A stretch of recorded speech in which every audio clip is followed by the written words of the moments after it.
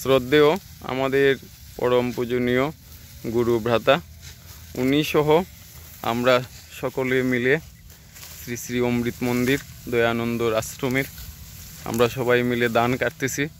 আমাদের একজন শ্রদ্ধেয় গুরু ভ্রাতা,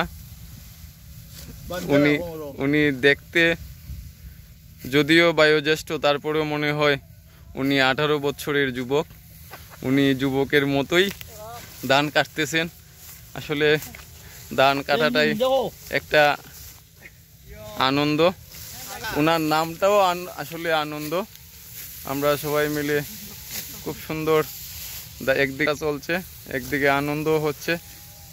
তার মধ্যে আমাদের ভাইগনা রাম খুব সুন্দর দান কাটতেছে। তারপরে হবিগঞ্জ থেকে আগত আমাদের ইন্দ্রদা, তারপরে হলো যিনি দয়াল, সকলের প্রতি দয়াল থাকে, সবাই মিলে। তারপরে আমাদের আরেক ভ্রাতা, উনি একজন সিএনজি ড্রাইভার, কিন্তু দান কাটার মধ্যেও উনি একজন ড্রাইভার। আরেকজন দান কাটতেছে, উনিও খুব সুন্দর।